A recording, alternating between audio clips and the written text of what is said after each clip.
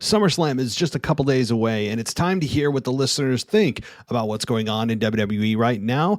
We've got some pretty big matches coming up at SummerSlam, as well as some rumored huge returns to happen either at SummerSlam or the Monday Night Raw after, but let's hear what you guys have to say right now. This is WWE superstar Drew McIntyre, and you're listening to the WWE Podcast.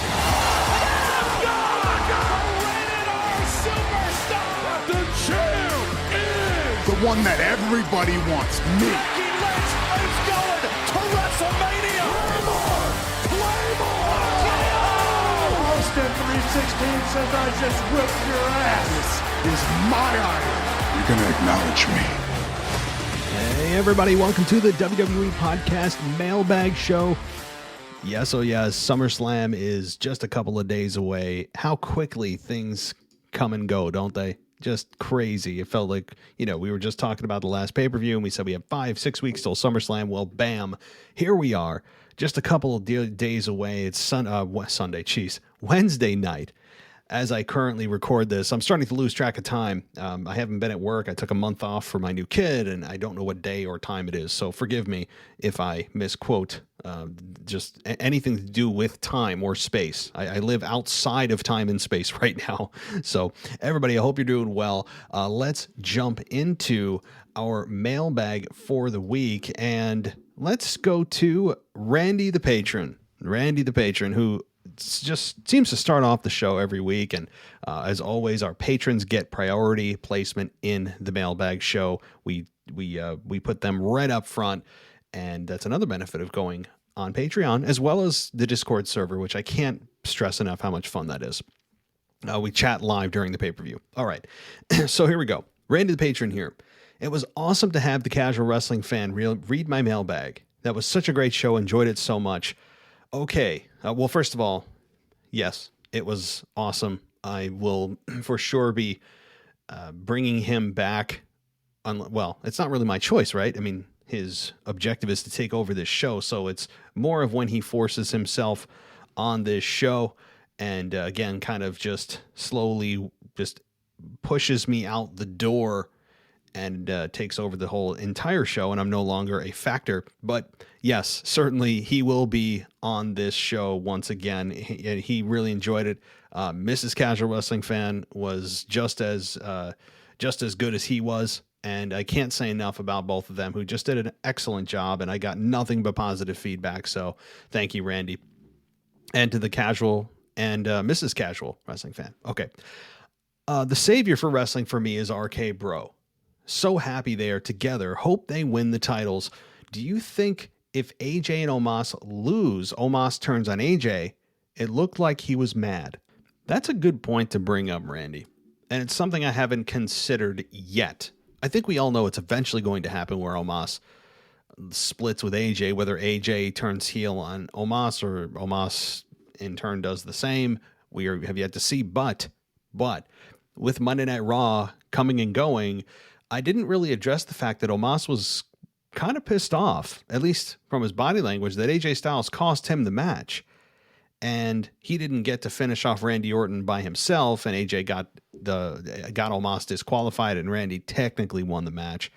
So I don't know if it happens at SummerSlam, but I think it does happen. And Omos, I think, would be a great heel big guy right now. He's like the great Khali of Monday Night Raw. I mean, he took Braun Strowman's spot, so to speak. Not actually. He wasn't the reason Braun Strowman was let go. But he's not new big man, and bigger than Braun Strowman, actually, too. So I think that eventually, yes, Omos will be the one to turn on AJ, turning AJ back to babyface, when I think he plays that very well, too. But I don't know if it happens at SummerSlam. The reason I don't think it happens at SummerSlam, even though it's a big stage, is because the Raw tag team division is thin as hell. Like all tag team divisions, men or women's, they need depth. And to split up a team like that, I don't think is something you want to do off the bat. Plus, not only the depth issue, but you have RK Bro, assuming they win the championships at SummerSlam, which I think they are a favorite to do. you're going to have a rematch. And why would you not want to have these two teams, which seem to match up very well, there's good chemistry there, not have a rematch? So they should at least get through the next pay-per-view in September before they consider breaking up either team, honestly, because I think we all know RK Bro's destined to break up too. I mean, there are very, very few tag teams through the years and decades that have stuck together. So you wrap that all up, and I think they don't do it yet. Probably before the calendar year is over, though, for both teams, honestly. So Becky is looking great. I'm so excited to hear, or for her to come back. I can't wait. The question is, when? I think they'll wait till after SummerSlam and one more week to give more suspense. What do you think? Well, Randy, yeah, this is going to be a very, very common question, I think, throughout the show. We'll see. But you would assume, smartly, that SummerSlam would be a fine place for Becky to return. And I think it is. But if you're going to put me on the spot, how does this line up? I actually think that it ends up being the Monday Night Raw after SummerSlam. I'm probably wrong on this. Like, my heart wants to say SummerSlam because it'd be in front of 60-some thousand people. She'd get an amazing response, all that. And there's a very good chance there. But if I was going to do this, I'd actually do it the Monday Night Raw after. The reason for that is it would give those three women at least a time to shine and not the overshadowing of Becky. And I'm sure people will be chanting Becky throughout the night, and she very, very well may show up. But what I would do is have her return at the end of Monday Night Raw the following night. The following 2 nights after, because it's not Sunday night, right? So it's a Saturday night, still screwing me up.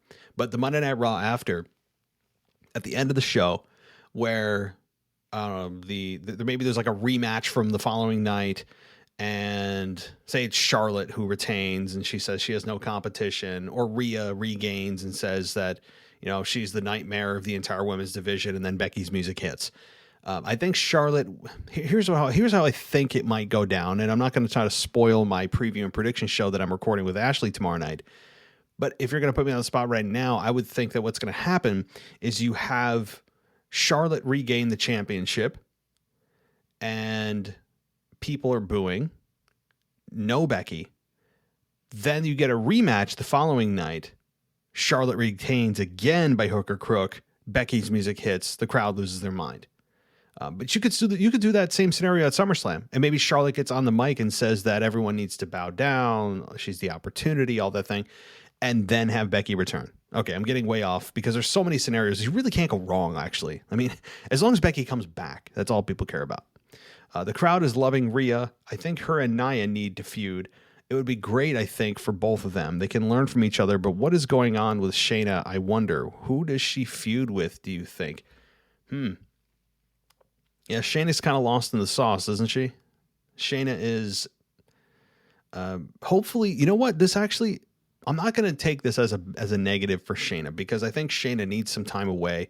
The fans need to kind of erase the last few months from her career in their minds with the whole Alexa Bliss Firefly Funhouse horror type of segment that they had Monday Night Raw a couple of months ago that was critically panned, and they need to move away from that. And I think time away, at least away from the camera, away from something relevant, would be good. Now, they could do something with her at SummerSlam too. Have her interfere in the match, the Raw Women's Championship match, and they could do that. But I think that Shayna just maybe staying away for a little while, another month, and then having her come back. And who should she work with? I don't know. You know, I think she's a better heel than a babyface. I'll say that.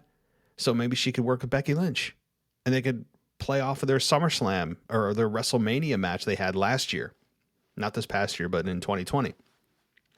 Just a thought. You know, I think Becky and Shayna are going to be big time players in 2021, especially in the later part of the year. So as far as crowd loving Rhea, yeah, well, you put anybody against Nikki right now, and they're going to love her because, as I said, Nikki is one of the most inauthentic, just insincere, stomach churning child cartoon character that I've ever seen in my life. And it's awful. And the fans, I think, are finally starting to turn on it. I know it took a few weeks, but they're finally going, yeah, this is This is way too feel goody, right? Okay. I actually like what Reggie is doing. I can't wait for more. Do you really hate the 24/7 title? It's not that bad. First of all, I actually don't mind Reggie either.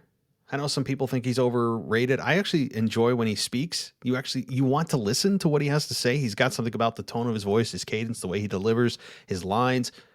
He's engaging. That's what I'll say about Reggie. He's an engaging gymnast, is what he is. I don't despise the 24/7 title as much as I despise the way WWE presents it. I have nothing against the premise or the way that the 24/7 title is. To have to defend it all at all hours of the night, anytime, is fun. And when they first did it, it was fun. They had the most ridiculous scenarios you can imagine at weddings, on airplanes, everywhere. It was hilarious. The only problem I have with it is since then, they have had the same number of guys like Akira Tozawa and whoever's not in a storyline, single file chasing our truth throughout the building. The way they present it is just preposterous, and it's not funny, and it takes any credibility that the championship had away. It's bad. It's bad the way they present that. And this is the title that doesn't have a long shelf life. We knew that. I guess the best analogy would be the fruit stripe gum we all chewed as a kid. I mean, I'm a 90s kid, but everybody should remember the fruit striped gum, the little zebra on the front, right? And how long does that flavor last in your mouth?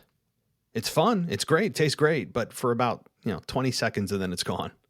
So the 24/7 title, I think, has just run its course, and that's all there is. That's all. I don't have anything against the way that what it stands for and what it is. And it's fun, but they have just beat it into the ground. That's what I don't like. So, and the single file chasing all the time. So, okay, Randy, great start to the show. Thank you. Looking forward to hopefully communicating with you during the SummerSlam pay-per-view on Discord. Let's go to our next patron here. And this is, let's see who this is here. Uncle Chris. Uncle Chris writes in, not my Uncle Chris. I actually don't have an Uncle Chris, but we'll pretend I do tonight. He says, hey, Matt, I'm very sorry for such a long time that I don't write a message or send even a voicemail. But as you can imagine, family can take a lot of time away. Yes. Yes, I can. It's amazing I'm even able to do this right now. I still like to support you. As you can see, I'm a longtime supporter and I listen to your shows, who's getting better and staying at an absorbing level. I wish you the best for your family and a lot of health. Same to you, buddy. Same to you. The current product, I want to give you some, quote, quick hits. As a fan from Switzerland, it's sad to see what happens with real wrestling talent like Cesaro. But can you imagine this? Reginald is still in WWE, but Bray Wyatt got released. It's still unbelievable. But at a point, I think he will return to WWE. We'll have to wait and see. His work was always enchanting. I respect that a lot from a performer. WWE still does lead their talents too much. Instead, they lead the officials about their character development. Yeah, I'm with you. So, okay. I will say your comparison about Reginald and Bray Wyatt, I get it, but I think it's a little bit unfair. And the reason I say it's unfair is this. Bray Wyatt was in WWE for 8 years until he got released. So they kind of knew what they had. They felt that after 8 years, they had gotten everything they could get out of Bray Wyatt. That's their thinking. Now, whether there's other mental health issues that they didn't want to have to deal with or other outstanding issues that we're not privy to as fans on the outside, we don't know. But I'm going to take everything at face value and just go with the assumption that it is the fact that they felt they got everything out of that character money-wise and personality-wise and everything else. So, that aside, when you take Reginald and you put him side by side with Bray Wyatt, well, Reginald's been here, 6 months? I mean, Reginald hasn't been here very long. So, yes, he still survives while Bray Wyatt moves on and was fired, but Reginald is an untapped resource right now. We don't really know yet what we have. I mean, we know we have a guy that is very, very charming when he speaks. He's a gymnast in the ring. I don't know whether that's good or bad yet. And he's got charisma. Like, we don't know much else yet. So it's just, we don't know. So I think that having Reginald and Bray Wyatt side by side is apples and oranges, is what I'm saying, because Reginald hasn't been there very long. You don't know what you got quite yet. And Bray Wyatt was there for 8 years or so, and WWE felt they had figured out everything that he was. So, okay, for the match between Roman Reigns and Cena, I see a good quality match with a keen story and a clear victory for Reigns because of some circumstances. Yes, I think that most people believe that. I don't think that's a wrong assumption. But I am very, very scared about Oldberg winning the title for 1 month and for no damn reason. His spear at Raw was so poor and ugly. What the hell? Even Reginald would be a better opponent for Super Oldberg. He is boring, and no, he can't cut a promo. He lost his magic. The only magic he has left is the Goldberg chant from the fans, who I also cannot understand how they still cheer him. Now, you said that I think Oldberg will win. I hope I'm wrong here. Well, I hope you are too. I hope everybody in attendance does not cheer him. And I actually broke this down, the psychology behind why I think, I'm not a psychologist, nor do I have a degree or pretend to be a psychologist or any qualifications other than just a person with half a brain, is that I broke this down last night in my Raw review of why I think people chant for Goldberg. And so you can go listen to that. The gist of it is, the Cliff Notes version is that it's just a nostalgic moment, and they're excited to be back in a WWE live event. They know that Goldberg appearing is a very rare event, and he's a legend, whether you like it or not. He is. There's nothing we can do about it. And they're there in person enjoying the moment. And so you wrap that all together, the emotion of being back, seeing a megastar like Goldberg, and being there live in person, and all the pent-up frustration during the pandemic of being locked in, it all wraps into them going along with it because of excitement, and rather than using logic. So that's kind of the Cliff Notes version. But you can go listen to my breakdown of Raw and Goldberg and all that from last night in the feed. So Sasha Banks will get a victory, I guess. If not, then Sasha needs to be traded to Raw and Becky Lynch to SmackDown. But Becky as a heel would be strange at first. I guess Becky is kind of like forced into her role for a long time. What do you think? I think Becky Lynch needs to be a babyface. I mean, who is the lead babyface right now? Who? We don't have a lead babyface for Monday Night Raw. You can argue Rhea Ripley, but Rhea Ripley only started getting a positive reaction as of late, when she's been going against Charlotte and Nikki. So she's just a babyface by default, not by design. And prior to that, for months, they flopped her back and forth countless times. So there is no defined lead babyface role. I know it has to be Becky Lynch. Do I see a Becky Lynch heel turn at some point? Yeah, sure. But it's going to be a long time, because you can't pour cold water on a hot babyface return of this magnitude. It's a bad business decision, money and otherwise. So, all right, Chris, thank you so much. Let's see. Oh, you have a little more. Well, thanks for your show. And Mr. and Mrs. Casual Wrestling Fan, your mailbag was highly entertaining. I hope you can be a guest very soon. Now I'm having holidays, and maybe we can find a spot. Greetings from Switzerland. Take care, Chris. Yes, Chris, listen, reach out to me directly. We will schedule a time. You're long overdue as especially on the Hall of Fame tier on our Patreon, the page over there. You are deserving of coming on for sure. So message me separately, and we'll figure out a time to get you on, no doubt. All right, and in our final Patreon email from a patron, of course, Mr. DJ Kuzmo. We can't forget Mr. DJ Kuzmo, who writes in and says, "Hey, Matt, the Casual Wrestling Fan crew takeover. This is DJ Kuzmo back at it again on your mailbag show. First and foremost, the IC title situation. During last week's episode of Friday Night SmackDown, there was an Intercontinental title change where Shinsuke, or shall I say King Nakamura, pinned Apollo Crews cleanly. After hitting him with a Kinshasa, King Nakamura became the new IC champ in Tulsa, Oklahoma, Where interesting fact is that King Nakamura lost the same title to Braun Strowman in Tulsa back in early 2020. I didn't know that. Cool. So I don't know what it is about Tulsa, Oklahoma, that it happens to be another title change. My initial reaction after seeing King Nakamura win the IC belt was that I was happy for him and I wanted to see him succeed as the new champion. However, the title change and the match itself felt a bit underwhelming to me because the match and the title change didn't have a level of importance like it once did during the course of last year.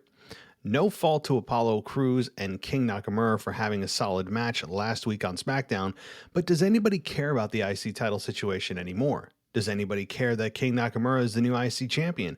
My answer is absolutely not. To further give an explanation to my answer, just look at the past 5 to 6 months. The IC title was rarely featured on the pay-per-views after this year's WrestleMania. The IC title, for the most part, has been non-existent on SmackDown, where at some instances we got an IC title match on quote-unquote free TV. It's a shame that Apollo Crews hasn't had a dominant IC title reign on SmackDown since WrestleMania, and it makes me wonder what is next for Apollo Crews since he's no longer the IC champion. When Apollo Crews turned heel earlier this year, I was 100% supporting him to finally dethrone Big E. I became very invested in Apollo's new character, and I liked how creative tapped into his Nigerian heritage to create this full-blown heel. And of course, the addition of Commander Aziz to be his main heavy. Then, week after week on SmackDown, Apollo Crews is featured less and less in talking segments and in one-on-one matches. It's frustrating to see that after turning Apollo heel and after winning the IC title at WrestleMania, that the creative team is not giving Apollo and Commander Aziz the ability to further develop their characters. I really hope that Apollo remains a heel, and I really hope that he does not get released from the WWE. This goes to show the level of inconsistency in the WWE for wrestlers that are in the mid to upper card in terms of further developing their characters and further progressing their storylines. Okay, so I'll pause there. A lot there. I echoed this in a not so eloquent way, as you put it. You said this much better than I did.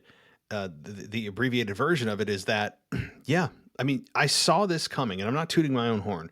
It's just something I've learned over watching wrestling for a quarter of a century, is that it sounds better than 25 years, doesn't it? It makes me sound smarter, I guess. I don't know. Anyway, my point is, after watching wrestling for so long, you pick up on things that never seem to go away. That trends that happen that are sometimes hidden beneath the surface that go into your subconscious and you don't even know it's happening until it suddenly keeps happening and it makes its way up to your conscious brain and you go, wait a minute, something's going on here.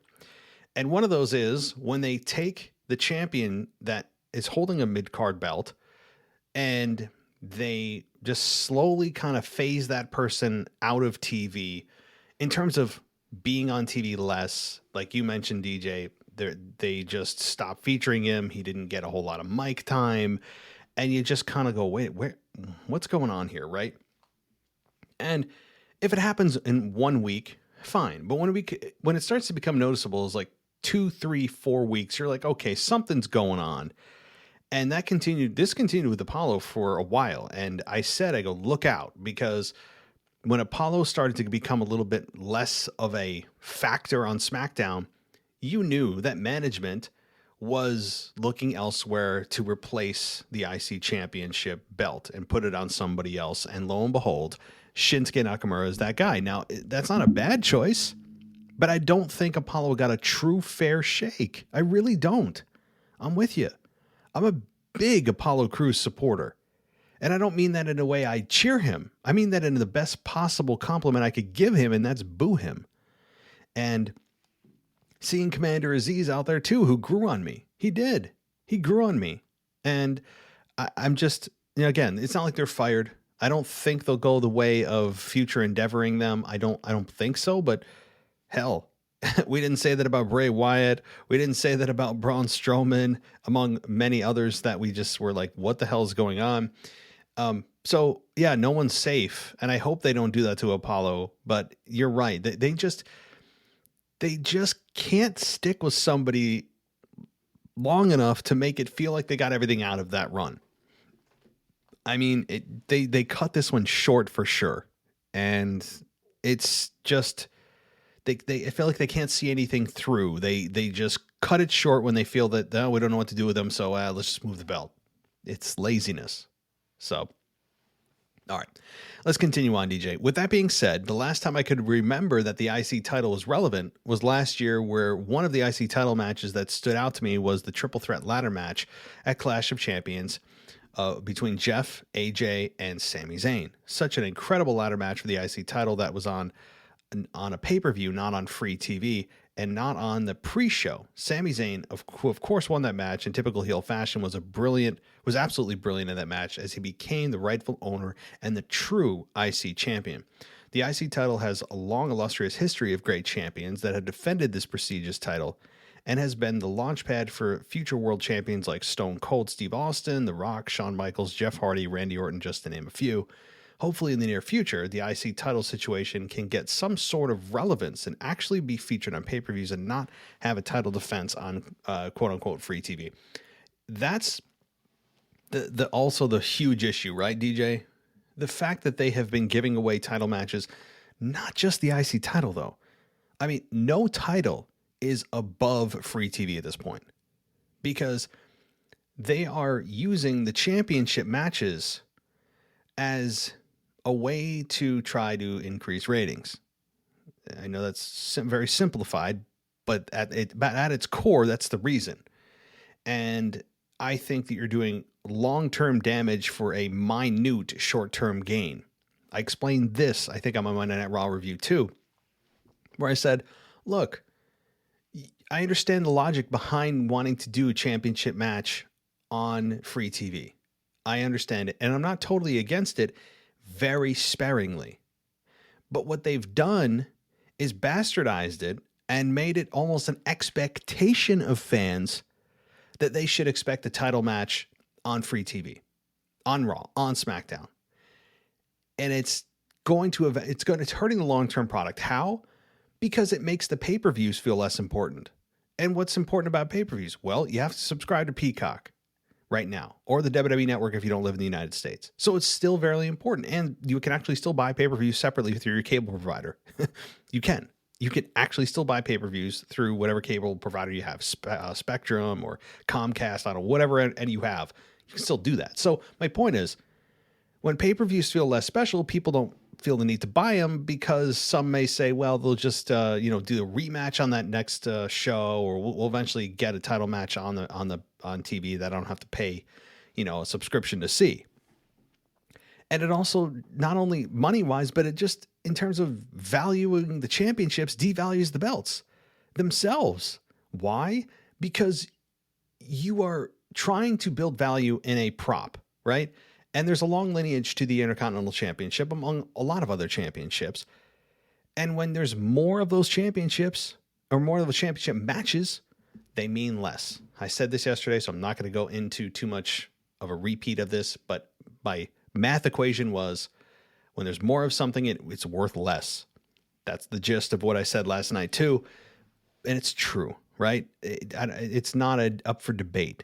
And when you have more title matches on shows, they mean less.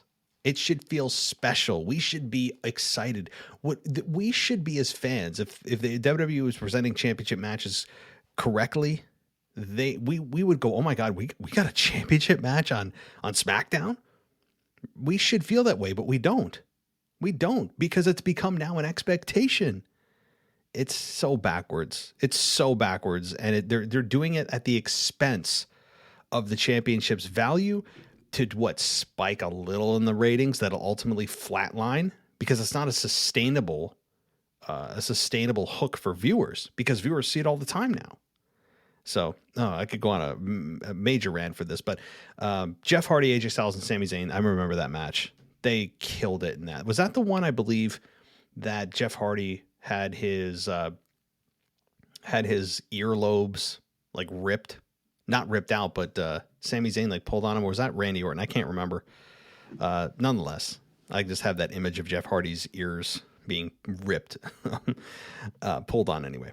Okay, your second and final topic here is the Raw Women's title situation. So you say, and I quote, "Remember when Asuka became Raw Women's Champion after Becky Lynch relinquished her title due to pregnancy last year?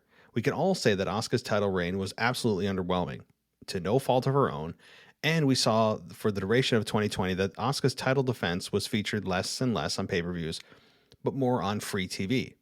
At that time, Charlotte Flair was off TV, so we all assume and would be correct that Asuka was just a placeholder champion for until Charlotte returned. However, Rhea Ripley debuted on Raw a few weeks before Mania and then inserted herself into the Raw Women's title picture instantly with no backstory and no number one contenders match. Yup. I'm not, there's not really much to say. It really isn't. I mean, the whole free TV thing I just talked about. It's interesting that they've actually sometimes decided to put the title match on free TV and then exclude the title match from the pay-per-view. That's also becoming a trend too. But okay, just a quick side rant from DJ. Remember when they used to have a number one contenders match for a major world title where we had like 2 or 3 competitors battle it out to see who would become number one contender?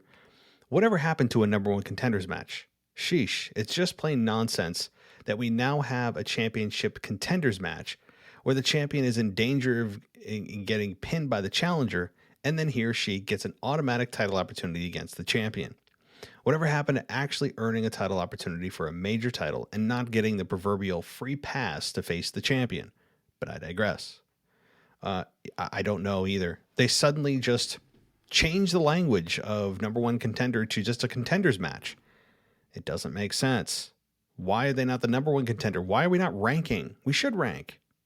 I know AEW does it, and you can book yourself into a corner doing that because if somebody higher than you or somebody lower than you gets a title opportunity while you don't and you're higher, yet the story calls for that person underneath you to get it. It gets messy. I get it.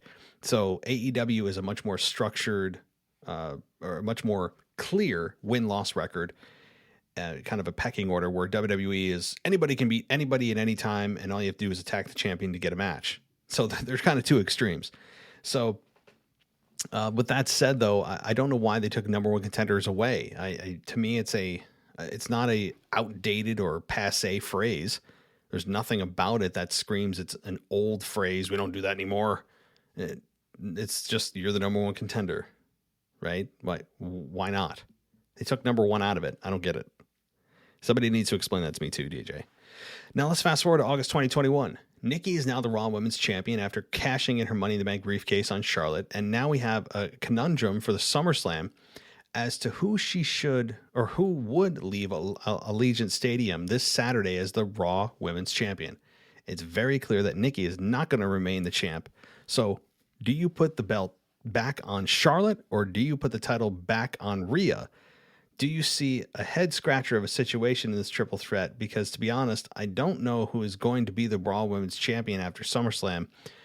And not to put the blame on Becky Lynch for having the Raw Women's title situation in limbo since leaving due to pregnancy, but it makes me wonder, what if Becky Lynch was not pregnant? Would she still be champion up to this point? And what feuds would she be involved in? Lots of questions, DJ. So I'll rapid fire this for you. So it is a conundrum at SummerSlam. You can't have Nikki retain, presumably. I think if she does, people are going to boo the hell out of her, and part of me actually wants to see that because I want 60,000 people to just drown Vince McMahon in boos and the creative decision to do this to Nikki and the character itself. I don't mean this personal attack on Nikki. I'm talking about the character. I want them to just berate the character and make it a public execution of the character. That's how much I despise it. But I think realistically, it's going to be Charlotte or Rhea. And like you said, though, Becky is the wild card, and she should challenge for her championship she never lost upon her return. So who would that be? Should it be Rhea? Should it be Charlotte?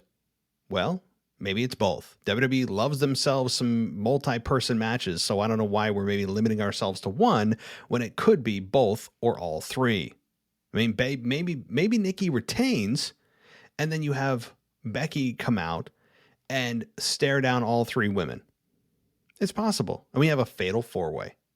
I mean, I wouldn't do that with Becky's return. You want the spotlight to be on her and not drowned out and watered down by, two other women, but nonetheless.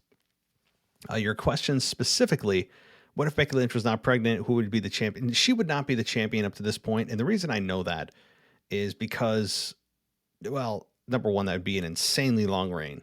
I mean, that'd be a crazy reign from now until she, was pregnant and announced the pregnancy. People were already starting to get a little bit tired of her as champion. They were starting to wane on her and wanted to see Shayna Baszler take the belt. And Shayna did not.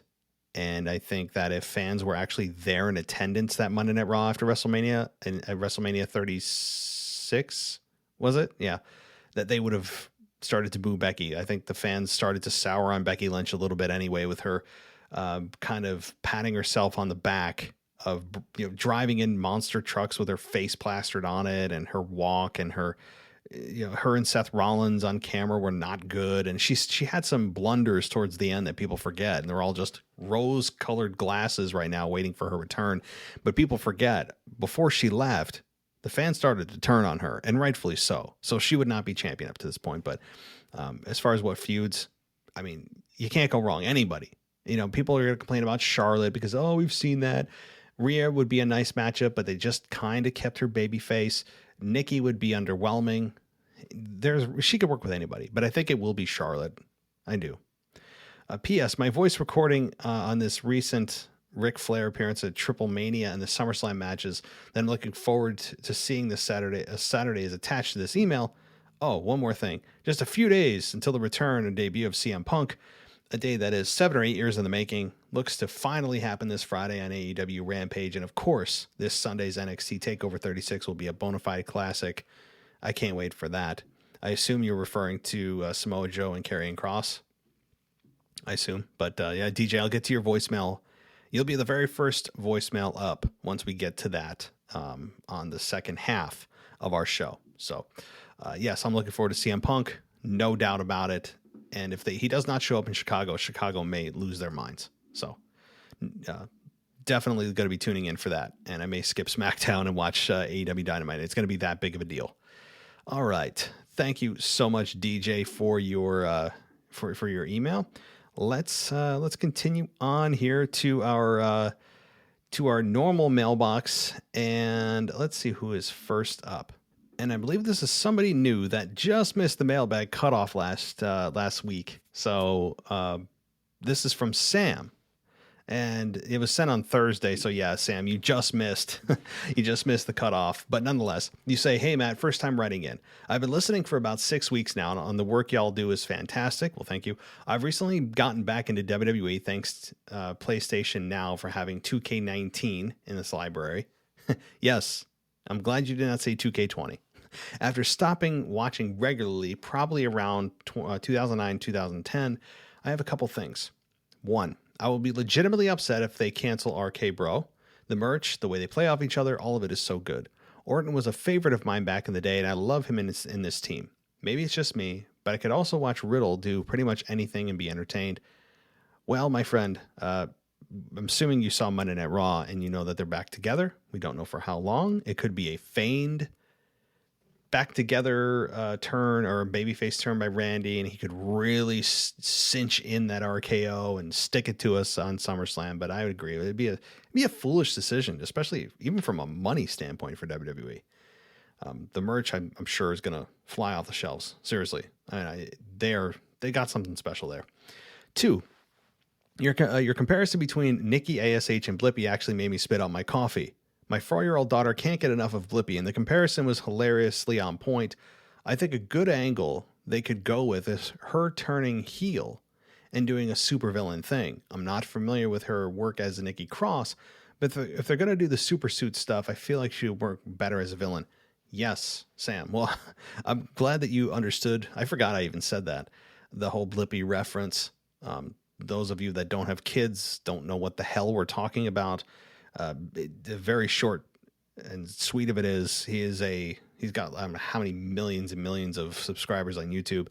He's like probably my age. He's probably like 36 or so, 37, in his 30s, doing a kids show. He goes around and in real life. It's not a cartoon. And he goes around to like supermarkets and apple orchards and, you know, all these zoos and meets the animals. And he just acts like a big child, but he gets paid. I mean, the guy makes, I think it's $20,000 a day.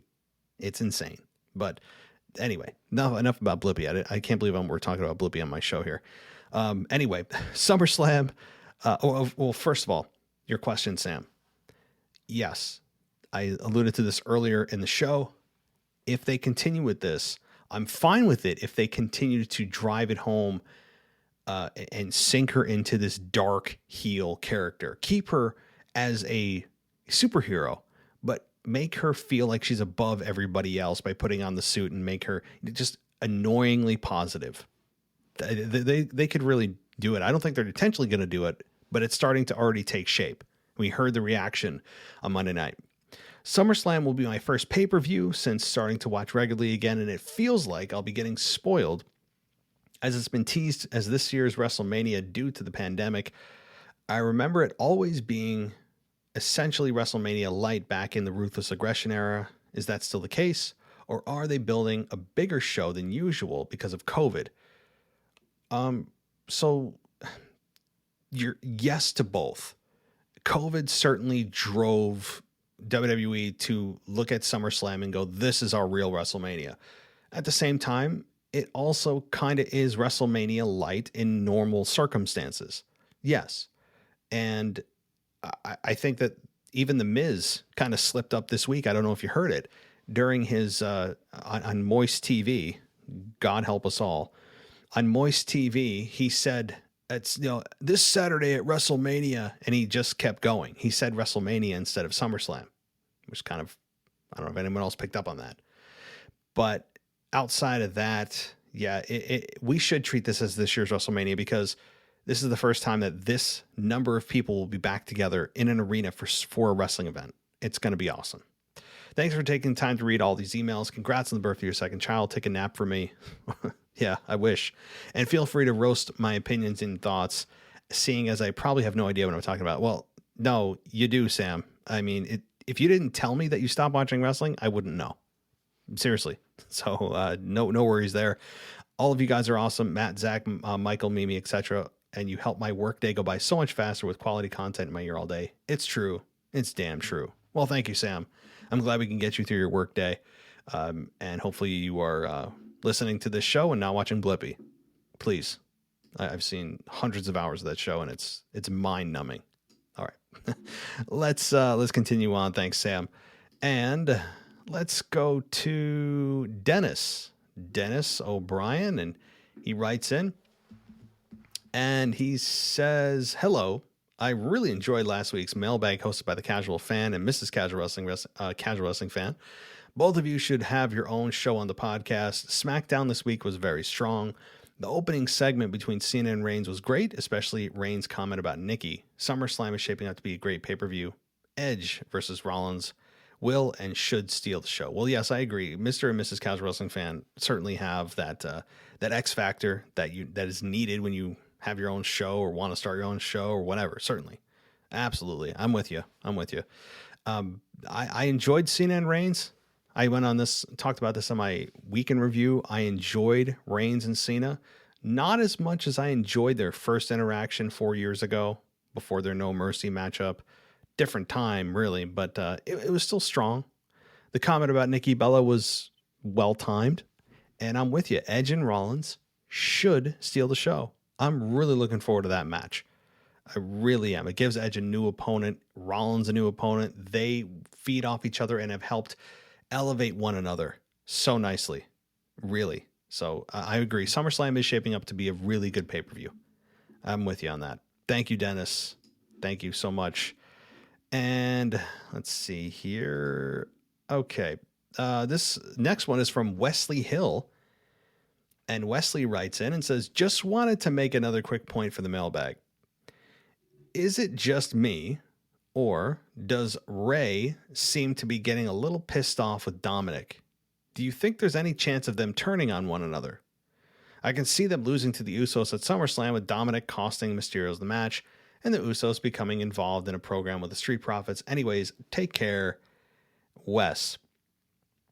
Okay. So I would say that it's probably not going to happen because I don't know who the fans would cheer for.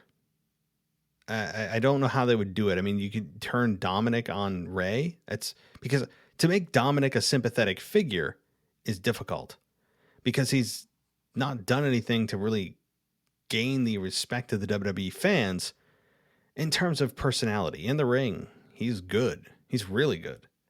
But personality wise, I mean, I'd rather sit here and, stare at my office door for the next 20 minutes than listen to Dominic cut a promo. He's just so desert dry with his promos, and hearing them talk backstage, as you guys have said, has been just awful. Calling each other son and pops. I mean, what is this, a Sunday morning special? Like, are we back in the 1950s? I mean, it's so badly written, but I don't think they'll turn on one another. If for anything, I'd like to see them turn on each other so we don't have to hear their bantering backstage every week about how much they how much they love each other and how much they're trying to teach each other and all the mistakes they've made, but they're going to overcome them and all this nonsense. So yes, Wesley, or no, Wesley, I don't think they're going to turn on each other, but I would be for it, if for nothing else, to stop hearing them talking to one another. All right. So let's see here. I'm trying to see if this other email you sent me on August 12th is, I'll include it. So Dennis, you sent this other email and I'll read this one too. You have a quick point about on the back of DJ's email from last week in the future of NXT. Surely it has to be considered a third brand and not developmental, as in all likelihood, Samoa Joe will be the next NXT champion. He's not a young and up-and-comer. He's established. He's been an established star on the main roster, and by very definition, not developmental. That surely points to NXT being a third brand, as much as Vince may not want that. I forgot to say congratulations last week to me. Thank you, Wes for the kind words. And I mean, Samoa Joe is a legitimate established star, but when you look at the totality of the roster, it's up and coming stars. So even if you have an established star that has made his rounds through the developmental system of the independents and so forth, Ring of Honor, wherever you followed Samoa Joe, he is only one guy. You got to look at NXT as a whole. Like what is their roster predominantly made up of? Young talent. So yeah, you have your star veteran as champion, but you have him really being used as a beacon or a platform to help elevate younger talent, which still makes it a kind of a developmental brand. So that's my take anyway, Wes. Thank you for the emails. All right. Let's see where we at. Well, we've got, I don't think too many more emails. We don't have too many more. Let's go to Bevan. Oh my gosh, he's writing in from Australia. Bevan's writing in and he says, I hope you're doing well. It's been a while since I've called or written in. We all have also a new addition to the family, a handsome boy called Austin. Yes, Austin, so you can give me a hell yeah. You know, that's hilarious, Bevan, because if we had a boy, that was actually going to be in the running for a name. And I told my wife, yes, it has ties to Stone Cold Steve Austin, and she just shook her head and sighed. So I applaud you.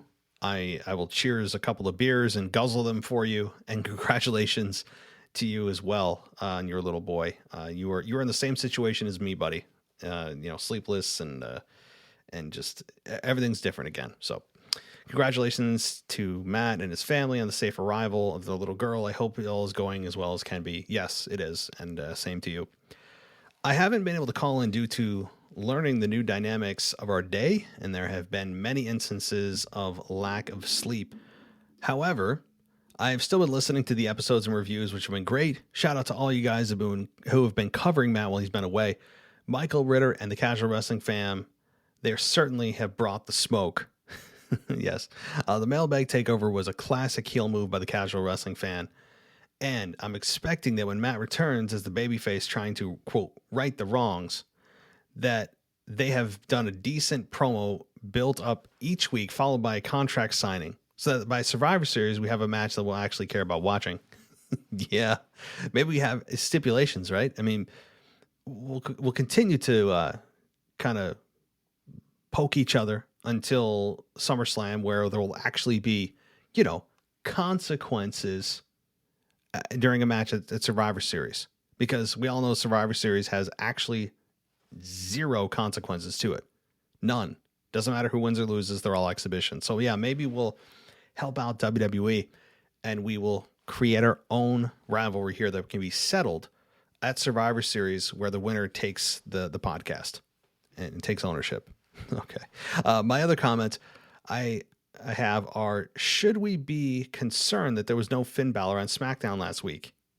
Yes. I mentioned that. Good catch too. He seemed to have been given a push, and just like that, he wasn't on the last show. I read somewhere that Vince isn't big on Finn. Is this true?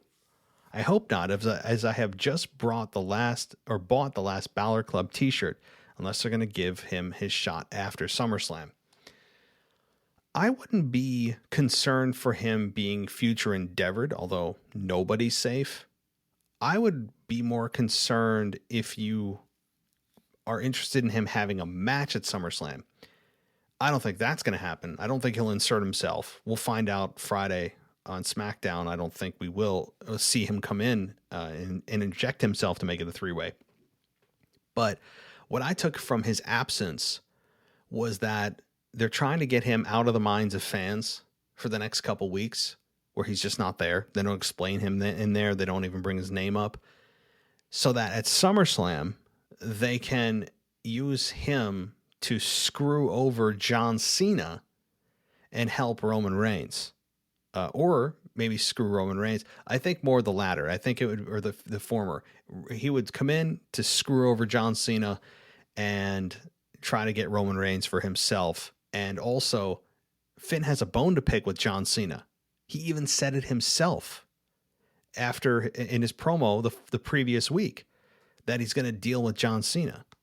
So I think he comes in, screws John Cena, and we're off to the races with a Finn Balor John Cena program.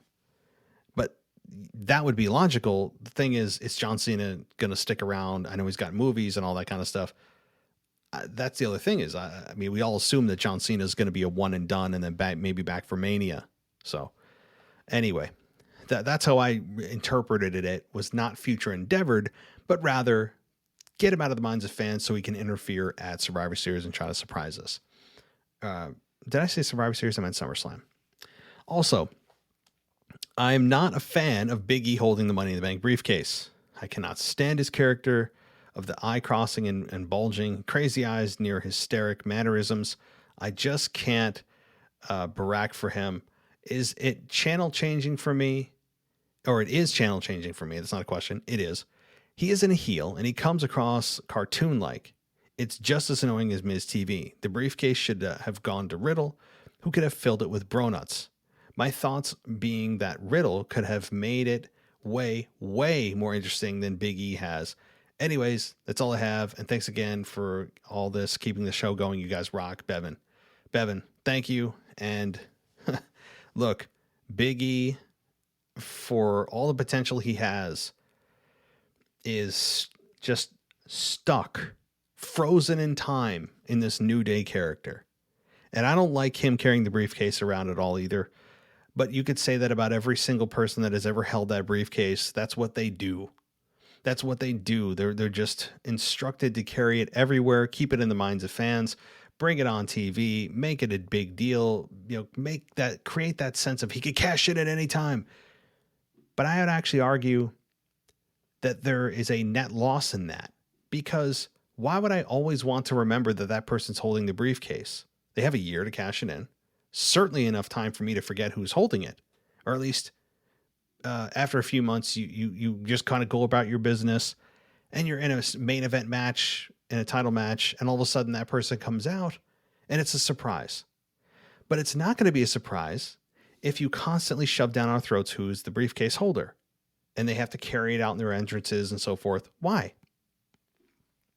We shouldn't have to do that, because then you're not creating the element of surprise. In fact, you're doing the opposite. So I would, or at least if they're going to come out, don't have them hold a briefcase. Okay. I don't think they should do that. You're giving everybody a heads up and a reminder of what you have. It's counterproductive on all fronts. So, as far as Big E's character goes, they showed hints of him changing during the promo with Apollo Crews towards WrestleMania this year, and he got serious, he got angry, and then all of a sudden it just went to hell, and he's back to being the goofy cartoon 300 pound monster, just big goofball, and it's way past its shelf life. I mean, it's not funny, it's not entertaining. As you said, it is indeed channel changing, and I hate saying that about Big E because he's got such good potential, but holy hell, can we please just alter his character just a little? Okay, let's continue on here. We have Terry. Oh my goodness, Terry. Terry from Springfield, Tennessee. Sorry I haven't got a chance to email in a while. I had to change shifts at my job. Hope all is well. And I just want to start out by saying, a while ago, I came in here and said Roman should get another chance with another promo with Cena, since his mic skills have gotten better. And this past Friday, I think he actually redeemed himself. I'm not saying he got the best of Cena, but this promo amongst these two is night and day compared to the first time. And in that of Cena, it happens to be, and that if Cena happens to beat Roman, I hope he doesn't. Do you think Vince will let him get his 17th reign as champion to spite Ric Flair having a fallout with the company when he left? Just want to hear your thoughts on that. Well, I would hope Vince McMahon isn't as petty as some may perceive him to be at times, just to spite Ric. I think Cena will eventually break it. I just don't think you do it you don't do it at the expense of taking down one of the best title reigns we've seen in a decade for Roman Reigns just to spite Ric Flair, and having a part-time guy come in, take several months off, go do movies, come back. It's not good business. So I don't think they'll do it. I hope they don't do it. It would be foolish to do it unless Cena's actually back longer than we think on a regular basis. But from all intents and purposes, at least from what we know here, is that he's back simply for SummerSlam and going away. We'll see. I mean, Finn Balor and all that kind of stuff is potential opponents down the line. But yeah, I will say about the John Cena Roman Reigns promo. Yeah, I think Reigns held his own better than he did the first time around. He still had the same mannerisms to John Cena's words against him. Kind of the arrogant smile, nervous tick that he does. And it was better. It was better. And I think it was structured to be that way. You know, if this promo from 2017 happened again, I think it would really hurt the Roman Reigns character and expose his weaknesses even more. But what they did was have Roman Reigns actually acknowledge that verbal jousting it's not his game. And that's true. Roman Reigns has never been a good verbal jouster ever. Never. And for him to achieve this level of success without being a great verbal jouster is a credit to him. So, I'm with you. And I don't know if they'll have another verbal joust this Friday night. I think it'll be more of just finally getting a little bit physical. Somebody hits a finish and stands tall, which I think will be John Cena. Hitting an AA, closing the show, holding the Universal Championship up, and that'll be that. That's what I think will happen. So, okay, Terry, good to hear from you again. I'm glad you're back in the saddle here, and I hope all is well with your job and everything else. So, cool. All right, let's see here. I think, as my voice is starting to crack, have one more email, and this is from Josh Sanders. And Josh writes in and says, so if RK Bro doesn't get the job done at SummerSlam, who do you see taking the belts off of AJ and Omos? I have a wild choice that would be great for them, Mace and T-Bar. It would be a great push for them on their lackluster time on Raw. Thanks for the show. I hope Bobby and Roman both keep their titles. Yes, me too on that second point. So if AJ Styles and Omos don't drop the belts, who do they drop the belts to if it's not RK Bro? Well, certainly you have Mason T-Bar. You have New Day. God help us there. And you have the Viking Raiders. I mean, I would argue the Viking Raiders need it more. They're at least an established team. They feel like a team. They don't feel like two guys, single stars thrown together that they call a quota tag team. This, to me, would be the best option. If RK Bro doesn't have a run, I think they will. I think everybody thinks they will, and that's good. I do want them to. But if in the off scenario, the off chance that RK Bro does not capture the Raw tag team belts, I would put it on the Viking Raiders to have them drop it to them.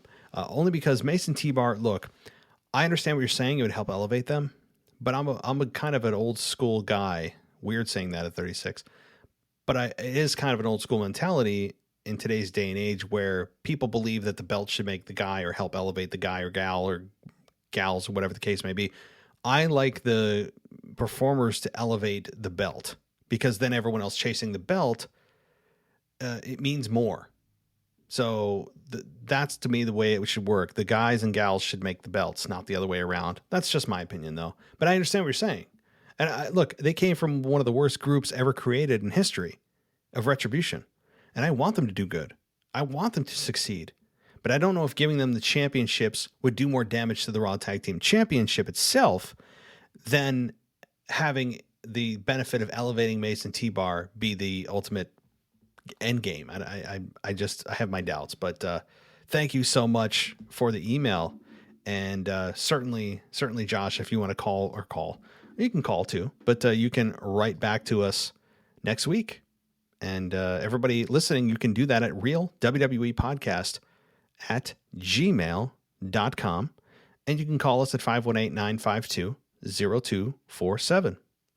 All right, so that is all done. It's time to get to your voicemail, and we're going to start, as promised, with Mr. DJ Kuzmo.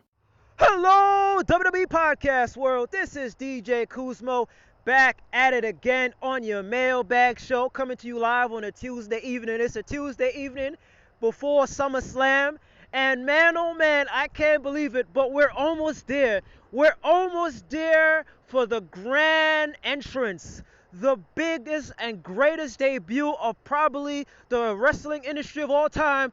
I'm talking about CM Punk possibly debuting this Friday on AEW Rampage. And this is one of the biggest things that's going to happen in the wrestling industry that's going to send shockwaves after shockwaves after shockwaves. But not to get ahead of myself, I want to also talk about what just happened this past Saturday with none other than Ric Flair. I'm talking about Woo! Coming to ringside alongside his future son-in-law Andrade in one of the biggest matches that they had on the card versus Kenny Omega.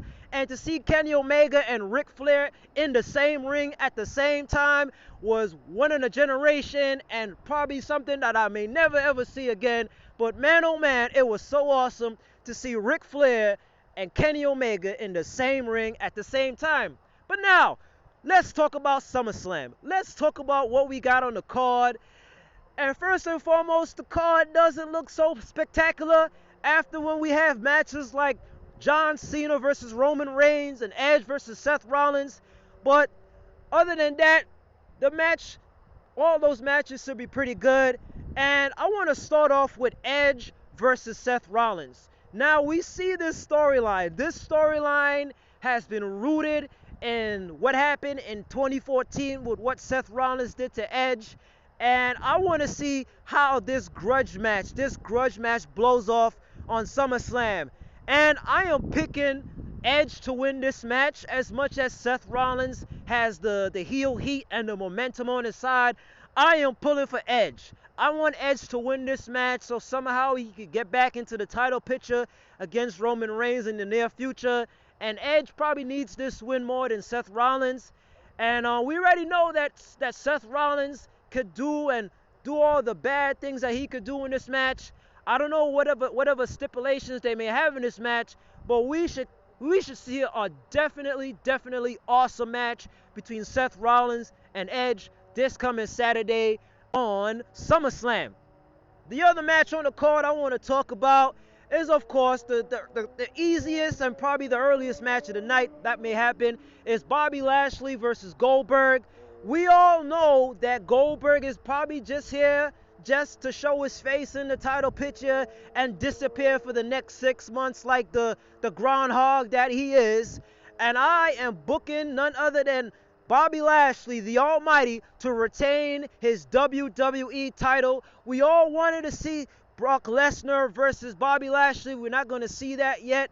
But just hopefully, if we play our cards right, and if the wrestling gods somehow give us Brock Lesnar and Bobby Lashley in the near future, I hope to God it does happen. But in this match at SummerSlam between Goldberg and Bobby Lashley, we should come for pretty much a 10-minute match, a 10-minute to 8-minute match of a bunch of spears and maybe some false jackhammers. And of course, Bobby Lashley for the pin and win. So I am booking none other than Bobby Lashley to win this match.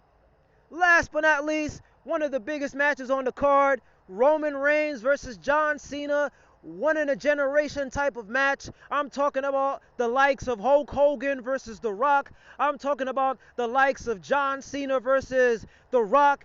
But now we have Roman Reigns at the top of his game as the heel that he is, continuing his reign as the tribal chief, as the head of the table, versus John Cena, of course, one of the greatest baby faces of all time. But I am booking this match that I want Roman Reigns to win this match. As much as John Cena says he's going to pin Roman 1, 2, 3, at the end of the day, with the champion and with the title belt in hand, we are going to have none other than Roman Reigns still remain our Universal Champion. So, as much as we want to see a lot of probably a continuation of this feud, we may not get a continuation of this feud between Cena and Roman Reigns. Hopefully this may be a one-off, but look at what may be happening down the line. I'm talking about what we all dreamed about, folks. The Rock versus Roman Reigns at next year's WrestleMania, or they have a face-off at Survivor Series. But before we get to this, I am booking Roman Reigns to defeat none other than John Cena in this title match at SummerSlam. There's a whole bunch of other matches that's on the card. I really don't expect any big surprises. I really hope that all of the champions all retain, except for probably Sheamus, and except for probably maybe the tag team champions of AJ and Omos. Other than that, I hope to see some big returns in the near future, probably Becky Lynch, and of course we all hope for Brock Lesnar. But SummerSlam is upon us, folks. I hope you were excited as me for Roman Reigns versus John Cena, Edge versus Seth Rollins, and of course none other. Oh, one more thing. I forgot. Sasha Banks versus Bianca Belair. For this match, I am booking that Bianca is going to continue her run as the SmackDown Women's Champion, and hopefully we get to see her continue her championship run similar to what Drew McIntyre had last year. And I hope to see some other interesting feuds down the line for Bianca Belair. So I'm booking Bianca Belair to win this match against Sasha Banks at SummerSlam. So we have Roman Reigns versus John Cena. We have Seth Rollins versus Edge. We have Bianca Belair versus Sasha Banks. And if you want to care about Bobby Lashley versus Goldberg and Drew McIntyre versus Jinder Mahal. But other than that, folks, I hope you enjoy this next couple of days in pro wrestling. Hopefully we get a CM Punk coming to AEW. But that's all for me right now, folks.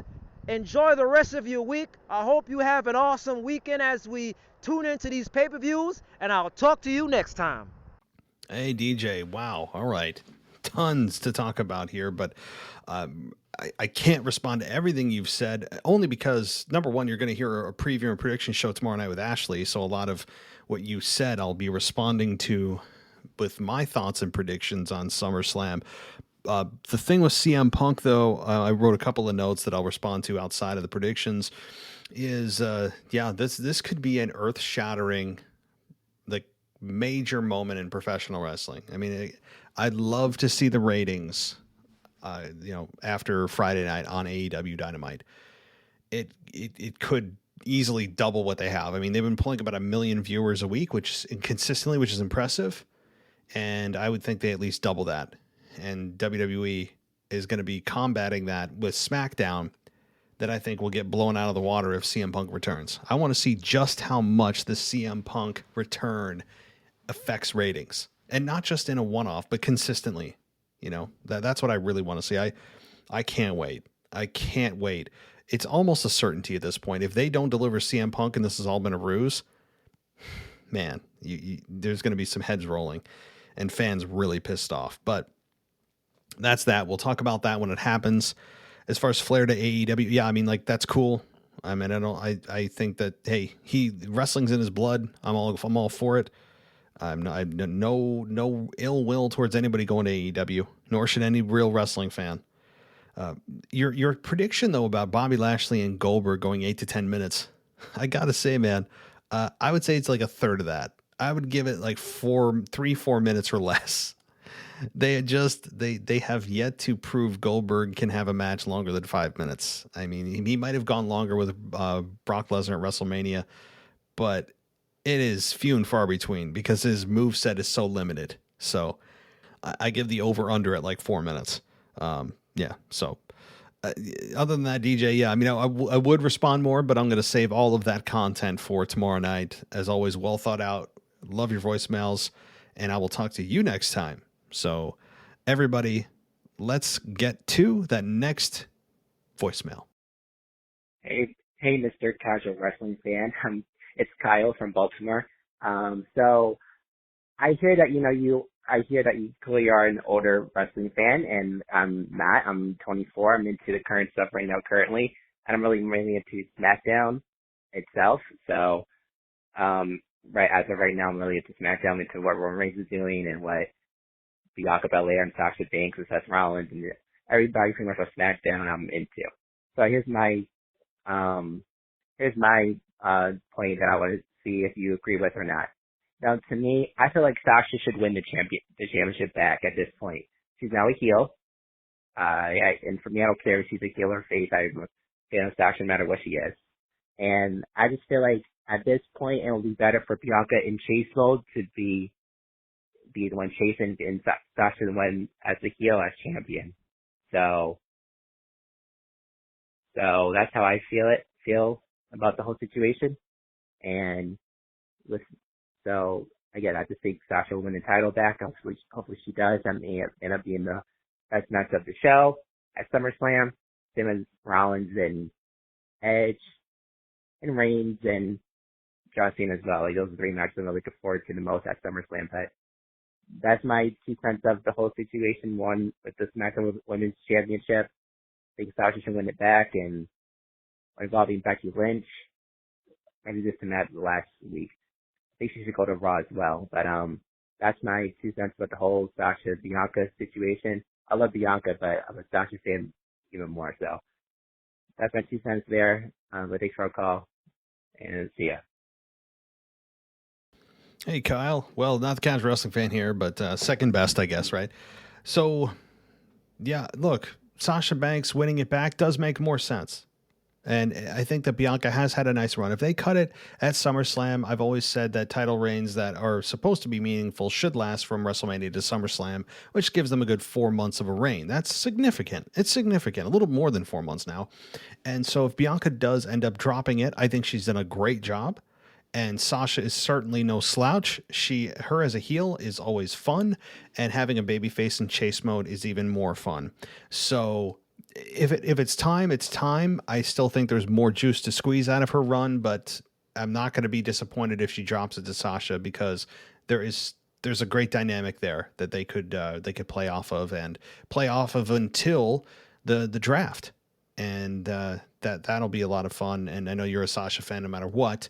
That tells you, I mean, you're a true fan, right? Like, no matter what role she's in, whether it's good, bad, indifferent, you are a fan of Sasha Banks, and that's a true fan right there of a character, through and through. So that's cool. But yeah, I mean, again, I can't say enough about Bianca too, who has, I think, exceeded many people's expectations of a first-time women's champion. So, all right, Kyle, thank you, and let's keep things rolling. Hey, Matt, it's Kyle from New York. I'm finally back. It's been a while. So you probably listened to the mailbag last week, casual wrestling fan, and you already know what happened about me having COVID and stuff. Don't worry, I'm all better now. And now I can actually say in words, not just an email, congrats on the baby. And also shout out to Mr. Casual Wrestling Fan. And he was a fun host. Him and his wife, it was a lot of fun, the mailbag. And yeah, I'm officially back. Also, usually I only do 1 or 2 voicemails a week, but Mr. Casual Wrestling Fan said last week he gave me permission to do 3 voicemails. So just this once to do his request, I'm gonna have 3 voicemails this week in the mailbag.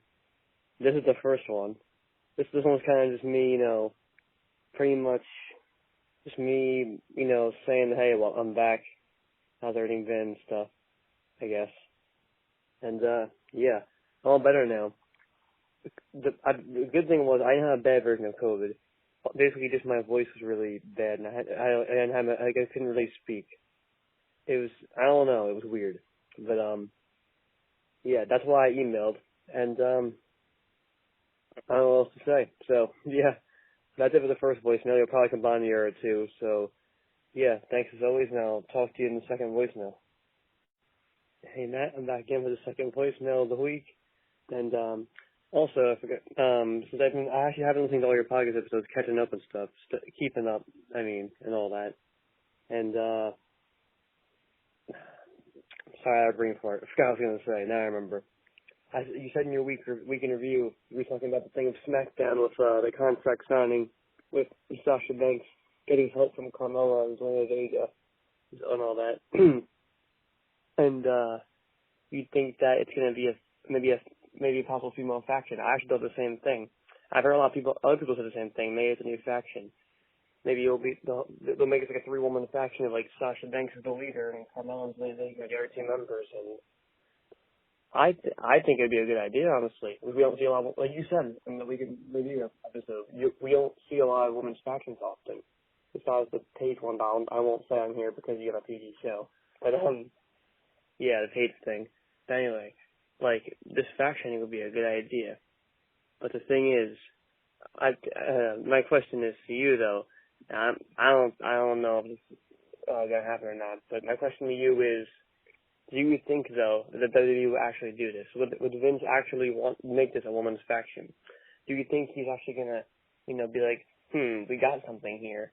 Or is it gonna be like, it was just there to help Sasha, this one contract sign, just to do the numbers game against Bianca Belair, and that was it, one and done. Like, what do you think? I don't think it's gonna be a faction, but I hope I'm wrong. I do become one. I think it's got potential. I think it's gonna be good. So anyway, that's it for this voicemail. I'll talk to you in the third and final one for the week soon. Hey Matt, it's Kyle from New York again for the third and final voicemail of the week, and the thing I'd love to talk about is, I know you said you're watching AEW Rampage this Friday. Me too, because CM Punk's gotta be there at this point. I don't know if you heard the newest season. Darby Allin basically said, like, on Twitter, he basically said, like, in Chicago this Friday, I'm ready to face the best in the world. If that's not a hint, I don't know what is. Then, CM Punk himself kind of responded with something. Like, I actually know, like, the last 2 years, CM Punk's been an MMA commentator. He commentated with some guy, I believe his name is, John Morgan. And John Morgan basically said during a show, like, he was like, MMA and wrestling are 2 really different worlds and stuff.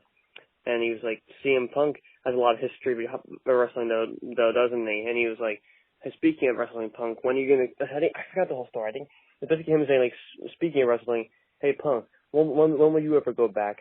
And I think his response was something like, I don't know, but I'm feeling really all elite right now, something like that. when the guy was like, CM Punk, once that CM Punk guy come back, and CM Punk responded with, that CM Punk guy feels all elite, or something like that. Yeah. So, I think he's definitely going to show up. And I think he's going to come out, like when Darby Allin's having a promo, maybe they'll have a promo on each other. Then CM Punk will challenge Darby Allin to a match at the AEW All Out pay-per-view next month. And yeah, I think it'll happen. This is going to be a big week for wrestling. We got NXT Takeover 36 on Sunday, SummerSlam on Saturday, that Rampage episode on Friday. It's going to be an insane week. It feels like another WrestleMania week, like you said in the week in review. So I'm really excited for CM Punk. I think it's going to be AEW's biggest signing ever. It might be the biggest pop of the year. But yeah, my 3 minutes is almost up. So that's it for the 3 voicemails of the week. Shout out to Country Wrestling fan for that. I made his dream come true. I made his wish. I did 3. So yeah, that's it. And thanks as always, Matt, and everyone else on the podcast. Like everyone, Kind of Wrestling fan, Matt, everyone that listens to this. Thanks to all of you. And yeah, I'll talk to you next week. Hey, Kyle. Well, you got your 3 wishes from Mr. Genie, Casual Wrestling Fan, and you used all 3 on here for your 3 voicemails. When I saw your name 3 times pop up with a voicemail, I'm like, oh, that's right. I forgot you were granted those 3 wishes from the Casual Wrestling Fan. So, yeah, I told you this is his plan. This is how things work. I'm privy to it, and I'm still allowing it to happen. But all right, well, Kyle, you bring up a lot of points here. Again, CM Punk is going to be massive. I can't underscore this enough. It's going to be a pop for the ages. It's going to be not a hero's welcome. It's going to be like Stone Cold returning for that one more match reaction. That's how big it's going to be in Chicago. I can't wait. I think you're going to have a lot of WWE fans tuning into Dynamite and just watching SmackDown later. It's going to be fun as hell. Now, as far as the women's faction, yeah, I don't think it'll happen with Carmella and Zelina Vega and Sasha. I don't think it'll happen, but I will say this is probably the best case so far for it to happen, where you have Sasha Banks, who is a slight favorite to beat Bianca Belair at SummerSlam. You could have one of them, maybe Zelina or Carmella, screw Bianca, allowing Sasha to capture the championship. And then you have Sasha have these 2 women who do her bidding and do her dirty work. It's a tried and true formula that just doesn't get used for the women. It works for men's factions all the time. It's not a difficult thing to figure out. And Sasha keeping the championship because of those 2 women could be a lot of fun. It could be a lot of fun. And so again, the case here is the strongest it's ever been to create a women's faction. I don't know what they'd call themselves. Let's not ask Paige how to, for any naming suggestions. Let's leave that alone. But certainly this is a good case to be made for a women's faction for the first time in a long time. But yeah, again, we'll see. I know all those hints about CM Punk being dropped, Darby Allin, CM Punk himself puts cryptic things up. He knows people are observing every little thing he does, and he's a smart guy. This is going to be insane. And I really am just so excited to see crowd reaction, ratings, numbers, sustainability of those numbers, what the announcers say, Jim Ross calling it. Oh man. I don't watch the AEW product a lot.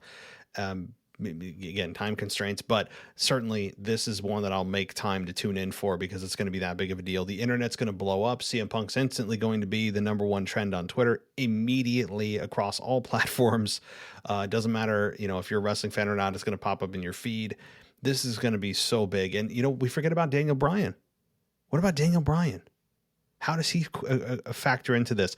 Unfortunately, as big of a signing to Daniel as Daniel Bryan is, he's kind of been the redheaded stepchild and being overshadowed in this whole scenario because of how big of a name CM Punk is, and he hasn't been in wrestling in 7-8 years. So CM Punk is a big name. It's going to be fun to watch. But Daniel Bryan or Bryan Danielson, however he comes into AEW, is as just arguably as big as CM Punk is in terms of wrestling ability, in terms of name brand value and so forth. So these 2 could be a hell of a team.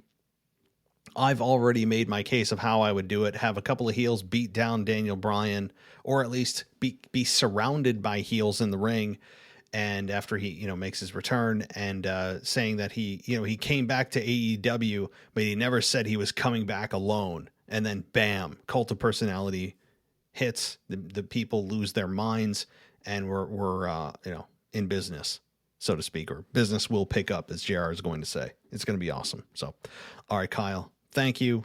And I'm glad you were granted those 3 wishes. Let's get to our final voicemail of the evening.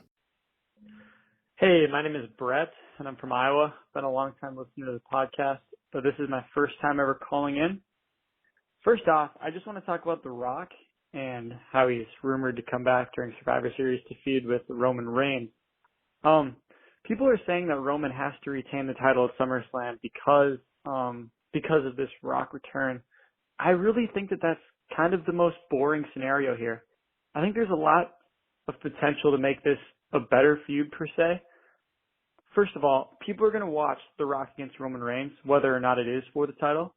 So why not make another match relevant at WrestleMania and go with I think going with the John Cena winning the title here is kind of the best idea, just because A, it's going to increase viewership, but then B, really John Cena has a lot of potential feud options. For one, Rollins stole the title from him at SummerSlam he didn't steal the title, he retained the title from John Cena. We could definitely see a rematch there. But then also, I feel like there's a lot of potential with Finn Balor too, because Balor is currently obviously mad at Cena for everything there.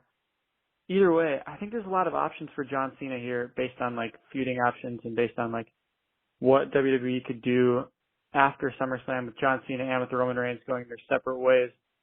Also, there's a couple pay-per-views in between SummerSlam and Survivor Series, so maybe having Cena win the title and then Roman potentially winning it back could be best for either one of their characters. But either way, I just think those scenarios are more interesting because Roman feuding with Finn Balor afterwards, all that viewership that you drove in with Cena returning is just kind of going to go out the window.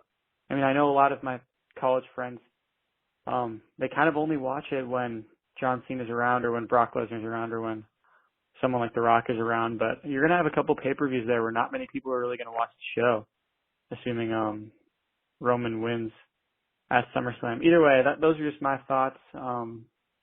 Just a lot of potential with a John Cena victory going with Rollins or Balor after. So we'll see. But yeah, it's just kind of my opinion. Hey, Brett. Well, glad to hear from you. Glad that you decided to call in. Always good to hear a new voice and good thoughts here. And you made me think of something. The Rock returning, which is universally believed to be around Survivor Series, which will get them from Survivor Series to WrestleMania with The Rock versus Roman Reigns, which is arguably going to be it's massive. Regardless of what you think about it, it's objectively a massive match. Money, media wise, this thing's going to be incredibly big if it indeed does end up happening. Now, your point though about him holding the belt though, you're right. What I thought was this program with The Rock that hasn't happened yet, but when it does, if it does, doesn't need the belt. It doesn't need the championship because Roman Reigns he's a made guy now. He understands who he is as a heel. He's been fully a heel now for a year and really taken WWE and put it on his back and been the best thing about WWE over the last 365 days. So him taking the belt, losing the belt to say John Cena or Finn Balor or Seth Rollins may not be the worst thing in the world because he could still be a heat-seeking missile. His character is so dislikable and he's understands who he is now as a character that even if he doesn't hold the championship, he could still make you want to see somebody beat his ass, right? That's the point. So I think with The Rock not challenging for the Universal Championship is fine. It's also fine because it would make the outcome of the match more unpredictable. So in other words, for some reason Roman Reigns hangs on to the Universal Championship and The Rock challenges him for the Universal Championship at WrestleMania 38. in Dallas. It's a much more predictable outcome among fans where you would understand, well, Rock's only here for Survivor Series to Mania, and then he goes away. And that's what's going to happen. The Rock's not going to do much more than that. He doesn't need to. He's in a full-time movie career making hundreds of millions of dollars. So you would assume that while The Rock can't win, why would he win the championship? You know, that to me would be a much more interesting match if the belt's not there, because then it's all about pride. Then it's just all about mano a mano, no championship, personal issue. So to me, that's more interesting, especially with a part-time guy, very, very, very part-time guy, even saying part-time is being generous with The Rock. So to me, a non-title match with The Rock is a better match because the championship's not involved and you could have the championship help another matchup. So I'm glad you brought that up. As far as, him dropping it to John Cena, look, it's not impossible. It's not impossible. I even think there's a chance of it. There's a chance, but I think it's not a big one. Again, John Cena is kind of viewed at the same level as The Rock in terms of availability and consistency. We all know that he's got one foot out the door already, probably booking his next filming schedule, and more power to him. I'm not crapping on him for it. That's great. You're making millions of dollars to not kill your body every night. Good for you. Seriously. So with that said, with John Cena having 1 foot in, 1 foot out, do you really want him being the guy to capture the championship? And then how long is he going to stick around to drop it to somebody else? Like you said, maybe Roman could grab it back. Maybe Seth Rollins could do it. Maybe Finn Balor, or hell, maybe Big E, right? So there's a lot here, a lot of moving parts. And while we all look at this match as a kind of a fait accompli, just basically go through the motions and get us to the end because we know where we're going, Roman Reigns retains, we need to be careful with these matches. Vince McMahon has had a history of taking matches that look like foregone conclusions and flipping them on their heads. So we need to be careful. Sometimes he does it just to shock us. Sometimes there's actually a madness behind the method. But I'm looking forward to this either way. And now you're making me think, right? Now, Brett, you've got me thinking. And as my wife would say, that's hard to do. Because sometimes I'm just I'm very narrow-minded at times. And as a guy, right, we can't multitask. We think about one thing at a time. So anyway, Brett, thank you for calling in. I'm glad you decided to. Please feel free to call back next week with your SummerSlam thoughts. And everybody else, give us a call, 518-952-0247. Leave us a voicemail up to 3 minutes long. It'll beep you out after 3 minutes, cut you off rather. And you can email us too at realwwepodcast@gmail.com. Tweet me at wrestling_audio if you want to follow me during the pay-per-view as well. I throw up some tweets here and there at wrestling_audio. And join us on Patreon for the Discord server chat, for a bunch of other benefits, shout outs, and priority placement in the mailbag show, as you heard earlier, and a lot more. So, and one last thing on Apple Podcasts, if you hit that subscribe button and join the ad-free experience, everything's ad-free. You don't have to go anywhere, change apps. It's right there on Apple Podcasts. So, all right, everybody, I hope you're ready because things are heating up. Tomorrow, I'll be joined by Ashley. It'll be a late show. It'll probably be published late Eastern Standard Time, probably like 11 to midnight tomorrow night. So it'll be with you Friday morning for sure. And then everything else is coming your way. We have a awesome What If this week with Anthony DeMarco. I'll be dropping tomorrow. We got AEW Dynamite review, which is going to be on fire. We've got we've got highs and lows of the week. Guys, it's going to be a jam-packed week, as well as the official SummerSlam review show with YouTube's The Botch Guy coming up immediately following the pay-per-view Saturday night. So get ready. This is just the start. Thank you, everybody, for your contributions this week. As always, I will talk to you next time.